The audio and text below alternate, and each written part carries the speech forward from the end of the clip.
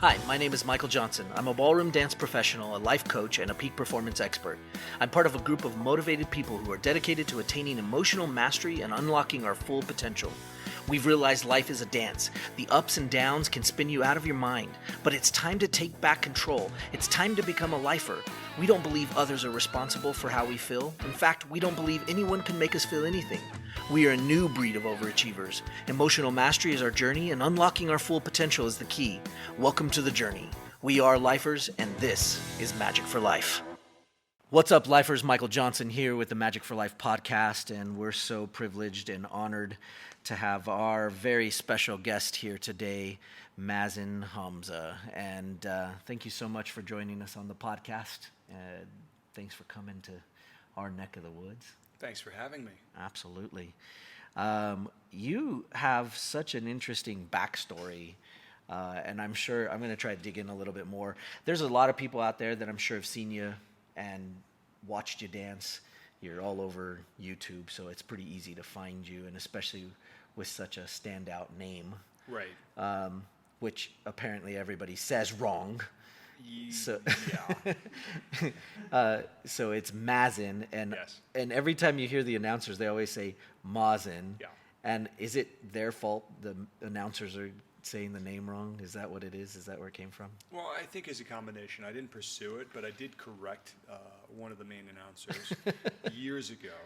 And they just responded with, well, it sounds better to them phonetically Okay. to say Mazen. At that point, you really can't argue with somebody when they're going to make that their point. Right. So I just let it go. Right. But yeah, it's Mazen. 30 some odd years later at your retirement dance, they Yeah. announced it as Mazen. Yeah, that was okay. You know. Do most people call you Mazen, or do your friends say it right? My friends say it right. Oh, good. Well, hopefully I can stay in that realm. That would be great. All right. Well, did it bug you through the years or no? In the beginning, yeah, but 10 years on, you stop worrying about things like that. Right. But yet you still remember to say, I'm Mazen. Yeah, because that is That's my how you name. grew up. Yeah, it's how you pronounce it. But, Sure. But it's not that important. Right. So you were born in Lebanon, right? Yeah. That's crazy. And you moved here at the age of 4, is that correct? Yes. Why did you guys move here? The war. The war. Okay. The war in Lebanon, the Civil War. Well, Americans are typically not that educated about wars going on elsewhere in the world. Right. I mean, I know there are people that keep up on all that, but I had no idea that was the case at that time. Yeah, there was a Civil War that broke out about, I think, 73-ish. 72, 73. Not too long after I was born. Sure. And that kept on going until I think 1990. Holy cow. Yeah. It's a good thing you left. Yeah. Well, we got out a month or so before they closed the airport, but they closed and opened it in various times. Some of the family had to escape through Syria to get out of the country, and it got really bad there for a while. I see. So, your immediate family came, parents came, or parents, yeah, still had aunts and uncles that stayed. Sure. Wow. But and then you've been here since you were 4. So, yeah. Do your parents have an accent? Well, my father. Because you don't. Yeah, right. Because I grew up here. Right. My father would have, had he would still have one were he still alive. Sure. And he's been gone about 30 years now. Wow. Going on 30 years. But my mother still has a bit of an accent, but she's Canadian. Canadian? Yeah. Oh. Or was born in Canada. Right. Okay. And then they ended up in she ended up in Lebanon? Well, they met in England. Oh, this is... Yeah, so just to make it not at all confusing. Okay. Well, he was a doctor. I see. And was doing residency in England. I see. All right. And she was over in England, decided to go into nursing because she was following her father, who was in the Canadian military. I see. Serving over in England, so she got her nursing degree and became a nurse in England. That's how they met. I see. One of the hospitals. So a nurse and a doctor, very educated family. Yeah. Okay, that's starting to make the picture a little clearer for me. You went to the University of Austin for college, right? UT Austin, yeah. UT Austin. Oh, is there a different one as well? Well, yeah, they're different, but the University of Texas has different campuses. University of Texas in Austin is the main one. I see. Okay. And you majored in English and pre-med. Now I get the pre-med thing because family thing. Okay. Yeah, that was pre-med, and then actually after right in the middle of my first year in school is when my father died, and that kind of basically set everything off on a different course. Sure. I don't know if I would have continued pursuing medicine at that point, right? But it definitely didn't happen. Yeah. But you have a mind for it. I can hear it in your teaching. Yeah, I'm fascinated by how the body works and just in general how humans work. Right. It's pretty great. Our students loved all their lessons with you, and gosh, if any of you are out there that are dancers, you need to work with Mazen. He's awesome. Thank you. It's just been so great having your knowledge and expertise here these last few days, and I can't thank you enough. So why English? Why did you major in English? Honestly, because I could get that degree and graduate. Nice. I was given a time limit that I went something like this. In school, kind of floundering a little bit, especially after my dad died, really that felt very much adrift and didn't have a clear direction. So not going to make that excuse for my studies or studious habits right. or lack thereof. Right. So in short, I managed to cram the 4-year degree into 6. Oh, jeez.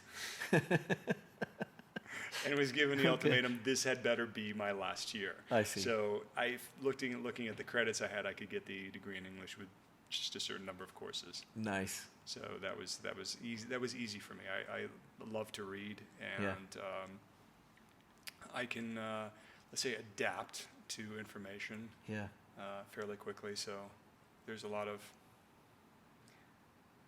not necessarily. I'm not going to say there's a lot of BSing going on, but that's what I did. Yeah. Well, it is the school system, and so you got to learn to jump through their hoops. Exactly. Yeah. Well, it's cool that you got a degree because in so many instances in the ballroom ranks, not a lot of people have. Not a lot That's of them very have true. Finished it. So, did you feel like? I mean, I know you got started in ballroom doing the collegiate team there, right? And then you went pro after you graduated? No, I still tried to dance amateur for a couple of years. Started working. I moved to Dallas for a couple of years, and worked there for a little bit, and then decided from there I wanted to go pro, and it was really a decision: do I move to the East or West Coast? Nice, yeah. There was an opportunity on the East Coast. Sure. So that put me into the beautiful and adventurous state of Delaware. Yeah, no doubt. Did you grow up in Austin, like from when you were 4, or did you move around? Well, we started in Illinois. We landed ultimately in Illinois. So we were in a small town outside of the capital, Springfield, and then we moved to Dallas when I was about 10, 11, something like that. So I want to say 1980. It's a pretty different. Very different place. Very, very different. And Texas was a very interesting time. Yeah. Love to go back and visit, and it's definitely its own whole other country. Yeah, it really is. They say so too. They very much believe that. Well, if any state's the first to go, it's probably going to be Texas, right? It could very well be. Could very well be. All right. Well, you got in. Did you feel like after all that time, did you feel like you were getting in to dance professionally, like late or on time, or like very late? Really? Very, very late. Because most of the time, like when I entered into the pro ranks, everybody was like, "You're so young," and I hear it all the time. Like, some of these kids come in and they're like, "You're so young, you should wait or something." So then you're saying you came in later, and it seems like, oh, that might be when everybody was going, "Yeah, that's the right time to come in," but you're thinking, I'm late. I'm late, Yeah, right? yeah. Because I remember when I was competing amateur, I had just briefly shared the floor in Latin with Eugene and Maria when they were winning. Sure. Well, so did everybody. Yeah, but, yeah. Everybody shared it when they were winning. Yeah. If you dance amateur Latin. Yeah. But and I remember that they were actually younger than me. Right. At that right. point in time, and I was very far away from being at that level. Right. So I guess I felt that with those that experience of dancer, that I was always playing catch up. Right. That was always in the back of my mind that I was always playing catch up. I was always behind. Right. And I had to do that much more to try to catch up. Yeah. In a way. You've always been. I mean, we met ages ago, probably 20 years. 20 years. 20 yeah. years, yeah. And but you've always been a personality in the industry. You know, everybody knew who you were, and everybody knows who you are, and you know, getting to know you more and more, it's easy to understand that. But why do you think that is?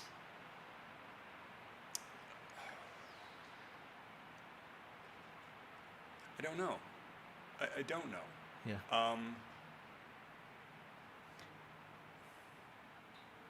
I think part of it was possibly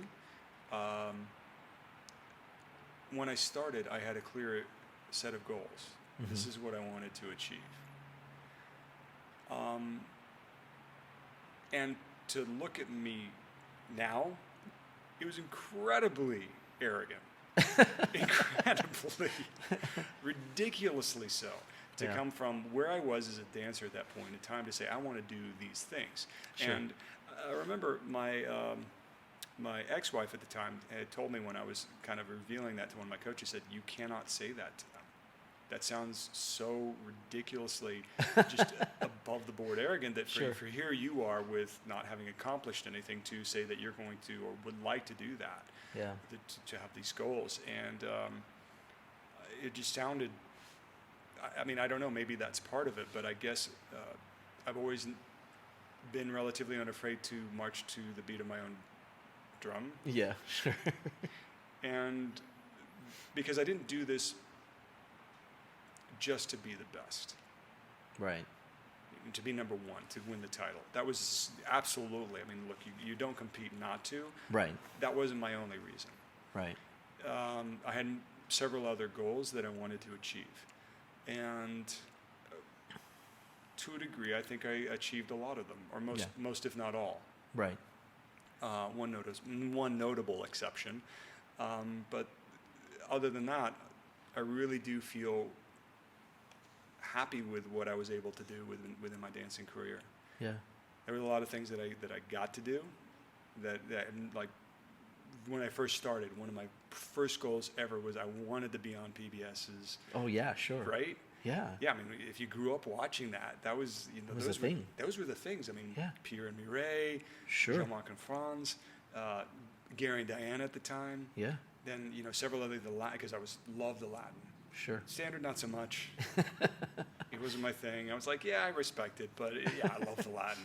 And then watching when they started doing the show dances and looking at that and saying like, yeah, I want to do that. And I remember the first year that it came back in Ohio. Yeah.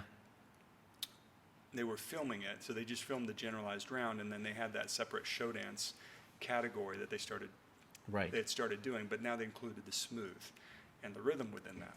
Yeah. And that year they only included the top 3 couples show dances. Oh, yeah.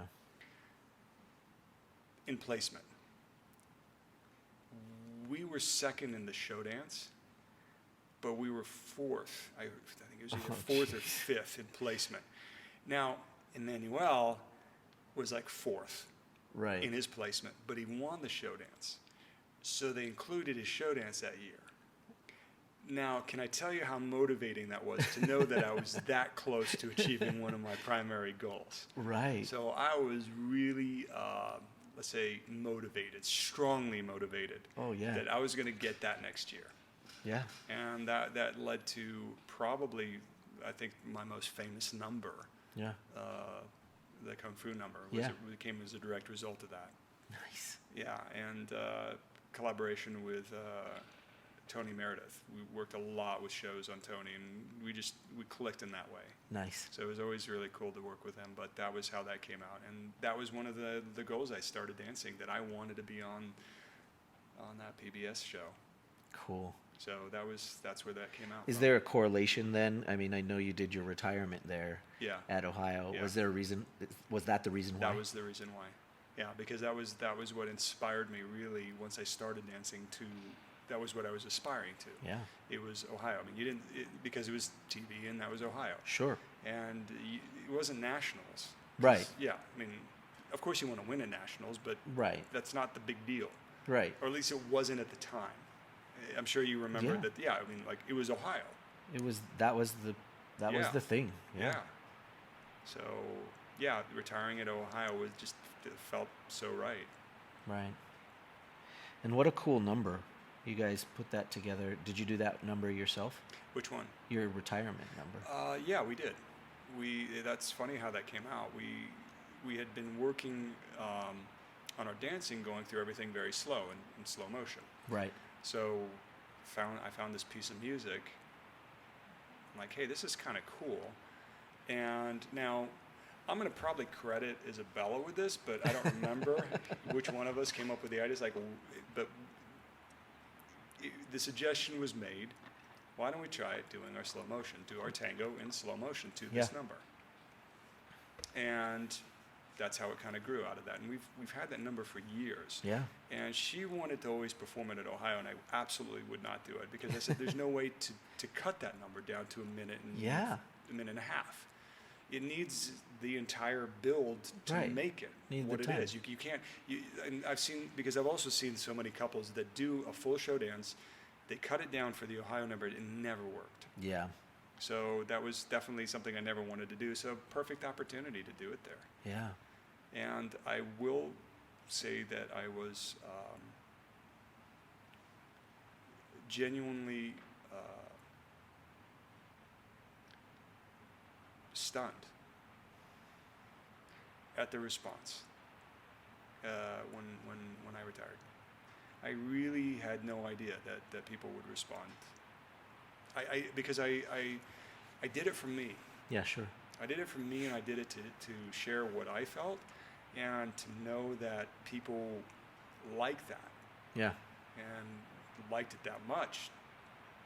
You know, I didn't know what to do when people stood up before we even danced. Yeah. I mean, I've never seen that happen. So I'm like, sit down. I haven't done anything yet. I haven't done anything yet.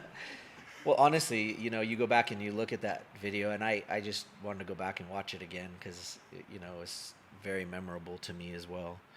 And as you watch and they announce you, and you're right, people were literally clapping and standing up before you even made the floor.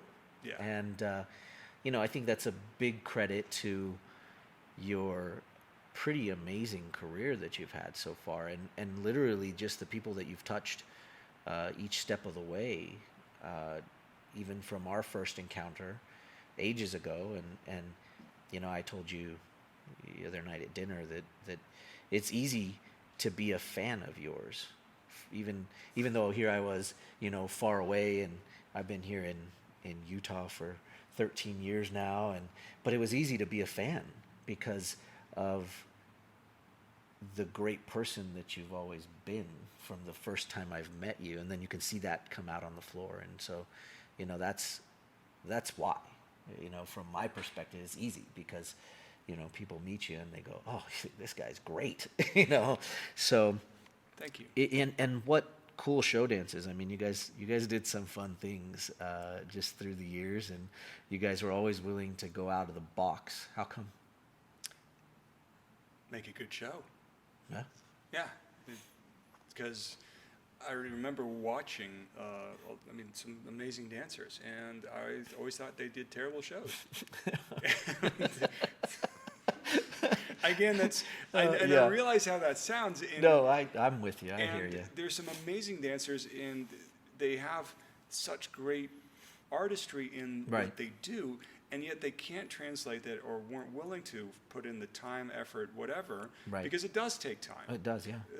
And it does take a willingness to really kind of put yourself outside your comfort zone sometimes, and that's what I wanted, to experiment. Right, to have sure. experiences doing Yeah. things.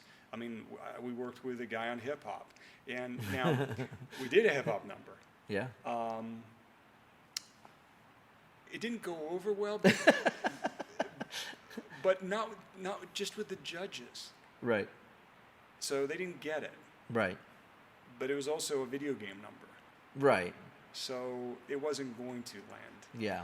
And it probably was too much hip hop, but I look back and I was like, okay, I was terrible. I wasn't terrible. I wouldn't say it was good Right. hip-hop, Right. but it wasn't terrible hip-hop. Well, you just got to get out of the box and try it. Yeah, I was willing to try that. And Yeah. we did that. We did a Bollywood number. Yeah, I love that number. It was so fun. That was fun. And then we did a couple of them that I had to finally I was the one pushing that one. Yeah. And Isabella really wanted to make it about the quality of the dancing and the, and the beauty of that. So we tried to pivot that way. And some of the things worked, and again, like the others, some of them didn't, because I really feel a good show comes from, my feelings, it comes from the music first. Yeah. You got to find a piece of music that you feel, and that's just how a great show comes out. Sure. You know, that's the slow motion number was this piece of music, like going, this is a great piece, what are we going to do to it? And let that talk to you, and what are you going to, let that inspire you. Yeah. I know people can, but I've never experienced one where I have a great idea and then find the piece to fit it. Yeah. It's much harder, because then you're trying to put something on top of maybe what isn't necessarily there. For sure. Because if you have the music inspiring you, it kind of tells you what needs to happen. Yeah, that's true. But, you know, I did do Siamese cat number, put a cat suit on. You know. That was maybe, you know, okay, look, love it or hate it, you're going to remember that. Yeah, there's no doubt. It was there's no doubt. And I don't regret it. Would I do it now? Yeah, actually, I probably would. Yeah, probably. Let's be real. I'd probably do it again. Why do you think, you know, everybody's trying to be so much the same, and yet we have this huge desire to be different? I always tell my couples that I train, you know, first you've got to fit in with the Romans, and then you got to figure out how to stand out. Because if you go into Rome and you look like a Mongol, they're going to kill you first and ask why you're there afterwards. But inevitably, the people that are the most successful are the ones that are like, we don't care about that. We're just going to go. And, you know, it reminds me of a quote by Will Smith, and some of the people on the podcast have heard me because I say this all the time. Will Smith says there's a certain delusional quality that all successful people have to have. And you have to believe that something different than what's happened for the last 50 million years of history can happen. Yeah. And it seems to hold true. You know, you look at Tiger Woods, and when he came in and started doing what he was doing, everybody was fat and old and walking around drinking beers around the golf course. And he's like, yeah, no, we're going to be athletes now. Yeah. And it seems to me that you've done that. Like, it seems to me that you've gone out and you've gone, this is what I want to do. We're going to do this number, and if it's successful, great. If it fails, great. Whatever, and you just keep going. What made it possible for you to work through that? Because so many people are so worried about failure. They're so worried about it not being good or it not working. How come you were able to go through that and just go? Oh, yeah, look, it's still devastating. Look, okay. I mean, we had the shows that didn't work, and I was not happy about them. Right. But that was motivation. Sure. To, okay, that didn't work. What did I do? What can I do better next time? Yeah. And I guess that was my philosophy. I'd always look into the dancing and say, if I didn't have the result I wanted, I'd be upset. May have a pity party for about a week. Depends on how bad the result was. Right. Right. And turn around and say, well, what can I do? How can I get better? because I'm not doing what I want to do. How can I get better? What can I do? I don't have any control over the judges. Yeah, there may be somebody going, campaigning against me. I still Sure. can't control what they're doing. Yeah. I can't control what music is playing. Right. I can't control what people are thinking. The only thing I can have any control over is what I choose to do in that moment. Yeah. And it's a nonstop battle. I was revealing to one of the other couples earlier, and no problem. I would always freak out the most at smaller competitions, for instance. Isabella, on the other hand, would always have her anxiety at the bigger ones. Right. So it was a nice balance between the two of us. You could, Yeah, the big ones were I would always think, yeah, I got this. I mean, of course, a lot of nervousness, but I Right. didn't have the same anxiety levels. yeah. My anxiety would go out of control on the small ones because I always feel more people are watching. Right. The right, big ones, right. like, yeah, I can do this. I'm with these people, and now we're being compared. But the small ones, they're going to watch us more because there aren't as many people to look at. So, and now what I realize being a judge is, yeah, they may or may not look. Depends on how bored they are. Yeah, that makes sense. I gotta ask the hard questions, of course. Yeah. You spent 13 years in a row in the final. Yeah. I mean, that's huge. Just thinking about that, 13 years in the final, that's ridiculously high level of dancing for such a huge period of time. Why, or while other people were coming and going, people came into the industry, left the industry, came in, left. Tons of people came in, competed, worked their way up, and left in less time than that. Yeah. And yet you remained. How did you keep it up through that period of time? There was so much to learn. Okay. All right. I think a lot of it too was I had a couple of different partners. Okay. I think that made a big difference. So Sure. in some sense, I did have to start over. Right. Right. And look, my earliest success was with Arena, Right. and that was fantastically more successful than I ever thought it was going to be to start Sure. with. I had no idea that we were going to achieve the results that we did, and that we would get to where we got. Yeah. And then when we got so close, Yeah. to have things fall apart at the towards the end, and that was really crushing, and it was a number of things. I think that helps motivate you to continue on. Like, I didn't do what I wanted, and it becomes close, and there's one of the goals that's within reach. So how can I Right. get there? Yeah. That's so cool, though. I mean, in sports, you look at that, and that's up there with athletes like Tiger Woods and Kobe Bryant, these people who stay in so long, and it's because they spend so much time and attention to their craft, learning, and I think that's the thing I heard the most was there's so much to learn. And if you look at the biographies of these greats, these athletes, they all say, well, there's so much to learn. I'm not done learning yet. And not that they're done, obviously, like you said, they're still after the championship. They're still after that win, but they're learning the game. One of my favorite things from Kobe Bryant was that he's like, there's so much more to learn about this game. Yeah. And I'm not done yet. No. I'm not done learning yet. That makes total sense to me. So there you are, 13 years, you're in the final. That's a dream for most ballroom competitors. It's huge. You retired in 2016 from competing, but in the last run, I remember watching it happen. And again, I've told you I've been a fan from far because it's just been fun watching it happen. And having been in it as well, I knew how hard that was. But in your last run, in your last stint, you won just about everything you could possibly have won that year. And it was like, okay, for all intents and purposes, everybody in the industry has seen this happening. You've won everything. and we're on the final stretch, and it's Embassy and USDCs. Those are the last two comps for those of you that aren't ballroom dancers.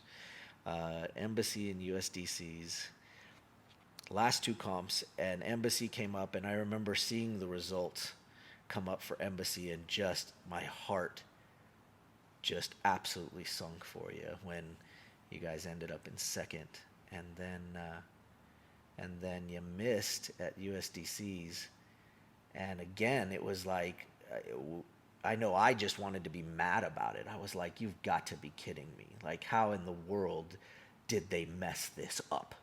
You know? So tell me about how you felt. I mean, it's not fair, and I know sometimes they do it on TV, but honestly, you're a pretty real guy, you know? So how did that feel, like, going into terrible. those two things? Terrible. That was a gut punch. To feel so betrayed. Yeah. By the industry that I've just really put everything into. Yeah. And letting people know that this was my last run. This was it. I wasn't going to stick around any longer. Yeah. This was it. And letting them know that. And still, to feel that, you know what? No, we're not going to let you. Yeah. We're not going to let you have a title. It was devastating. Yeah. But I look at it, I made the conscious decision, and I had to really come to terms with this. I can let this define who I become in the future and carry this with bitterness. Right. For the rest of my life, because lots of people do. Yeah. It's real easy to. Yeah. Or I can choose to move on and do what I need to and grieve the loss. Sure. Of something that I put a great deal of value into. And I had a lot of, some of my coaches had told me, some were brilliant about it, and some would tell me, oh, it doesn't mean anything. You'll still be fine, you'll still get work. And to a degree, that's true. And I also realized that the job becomes harder. Right. Because down the line, on the resume is never going to be that number one right. spot, and that is a truth. Yeah. So does it make a difference? It can. Right. It opens doors that would not have necessarily been open before. I know certain populations in certain areas are looking to hire former champions. Sure. That makes a huge difference. Sure. So that does play a role in future career.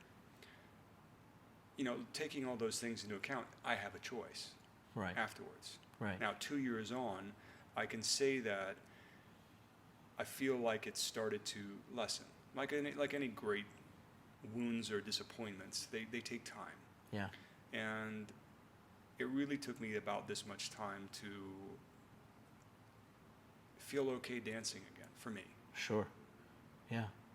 Because I had to step back away from the industry as a whole. I didn't even want to take coaching from people. Sure. I didn't even, I would bring them in for my students. Right. And it would just, I don't want to hear it. I don't want to see it. I don't want to, I really, yeah. I almost didn't want to do any dancing at all. Right. Right. If there had been an opportunity to find work, I probably would have taken it at that point in time, right yeah. after. If somebody come to me and say, hey, do this, and it has nothing to do with you dancing, yeah. I might have taken it that moment just to get away from it. Yeah. I'm glad I didn't, and I'm glad right. I didn't have that opportunity right. because it really helped me focus and decide what it is that I like, that I want to do, and push me in directions that I may not have gone. Yeah. You have opportunities all the time, and we get to make of them what they are. There are many people who are champions that haven't chosen to do anything with them either. Yeah, no doubt. And because that was enough. Right, right. And, okay, I don't get enough.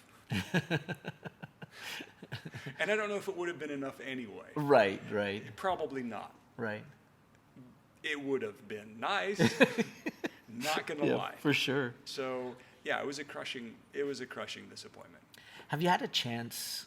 Okay, maybe I shouldn't phrase it that way. Have you chosen to go back and look at Embassy and USDCs that year to see what you did, like to see your videos and see what everybody else saw?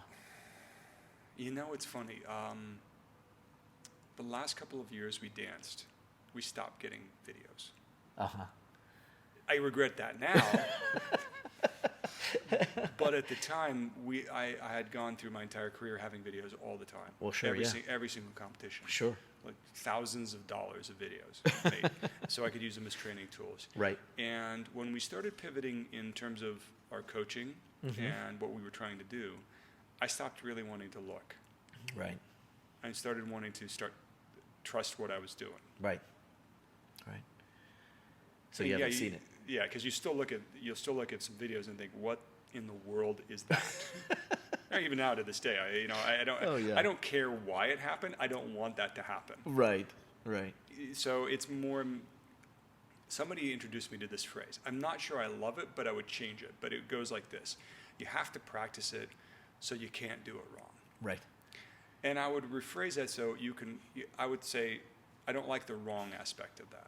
Yeah. Because it implies there's only a right way and only a wrong way. Right. They're just better ways. Right. And I would say you have to practice it so you can't do it any other way. Yeah. So that becomes part of you. Yeah. It just is. You don't make a choice to do it that way. That's what you do now. You know, hindsight is such a beautiful thing. And, you know, I get the woulda, coulda, shoulda. But for our dancers out there that are, you know, trying to work their way up the ranks and miss their goals, and, you know, there's only one winner. There's only one person that gets the title, you know. Yeah. But along the way, what would you tell them now looking back? I mean, you get it. You get it. So many of the people that coach don't get it. If they have their title, it's like they have no clue. They have no understanding of what it's like to miss and how to recover from that and how to move forward. What would you tell these serious competitors out there that are trying to work their way up the ranks and keep missing or not hitting their goal? Look at what you're doing. If I were to have continued, let's say if I were 10 years younger. Okay. All right. Let's be real about that. Yeah. Too. And that had happened, result-wise. Yeah. That would have pissed me off immensely. Sure. As much as it hurt, I would have been motivated to do better. Right. And I would have gone on a scorched earth policy, not against other people, but to Right. do more. Sure. To figure out what can I do more. Yeah. You know, at the time, the pressures that we put on ourselves, Sure. not from the outside, Yeah. the pressures we put on ourselves can be quite debilitating. Yeah. The personal struggles that come into it, the fighting, that you take it out on the other person because you feel terrible. Yeah. So, okay, well, if you would just have done better, you know, we blame. It's easy. That's an easy thing to do because you have to look and see what can I do better. Yeah. And you don't always have an answer. It's not always pleasant. You don't know what you could have done better. And sometimes there is no answer. Maybe you Right. couldn't have done anything better. Right. You know? But you got to look and say, well, what can I do better now? How can I improve? And that's the only answer that you can have. How can I improve? Because if you don't have that answer, then you might as well quit. Right. Right. Because it's going to continue crushing you. And it becomes a would have. Right. Because it should have. I should beat that. No, you shouldn't beat that other couple. You didn't, so you shouldn't. Right. Now, you can be disappointed. Can you believe? Yeah, I can, and it still stinks. But, okay, so what do you have to do to get better? Because they're winning for a reason. Right. Whatever that happens to be. All right? Now, I have to be better in what I'm doing than they are what they're doing. Yeah. And even then, that's not always going to be enough. Yeah. There's more to it. Right. You know, you can be better, and some people are just not going to like what you do. Right. And you have to be okay with that. I would get in a lot of trouble with my partner because I say, you know, I don't care what they think. I really don't care what that person thinks. Right. It has no bearing whatsoever on my life. Right. I care about what my coaches think. Right. Because But you've placed your trust in Yeah, it. I place the trust in it. If I don't care what they think, then why am I going to them and giving Right. them money and putting my trust in? Right. But anybody on the outside, I don't care what they think Sure. because I don't control what they think. Right. And it's not that it sounds crass, it sounds cold, but there's a truth to it. Like, you walk in a grocery store and you really don't care what most of the people think there. Right, exactly. Because they're strangers and you'll never see them again, most of them. Sure. Now, if you go regularly and you get that cashier, now you start to care what that person thinks because you know them. Right. So that Right. changes things. Yeah. You know, in the industry, it's like this large, massive, extended, dysfunctional family That is so true. that Yeah. we don't get to choose. So in a way, you kind of have to go, for me to be healthy, I can't really care what everybody thinks. Certain people are going to be important to me. Right. And you have to let them in. Yeah. And not be closed. So I guess that would be the issue, saying it sounds closed. Not that I'm close to what other people think. I can't be so concerned with so many people. Sure. Because like you said, you have to have that healthy delusion about what am I going to do. And if you have everybody telling you can't, then you'll believe them eventually. So Right. you have to not care that they tell you can't. Right. And just say, I'm going to do this. Want more magic for life? If so, then reserve your copy of my new book. Get your copy at everyminutebook.com. Inside this book, you'll find the secrets to attaining the next level of performance in anything you do. Learn the secrets behind emotional mastery that'll start you on your new journey of being a lifer. Whether you're an athlete, a business professional, or an artist, this book will change your life forever. Get your copy reserved today.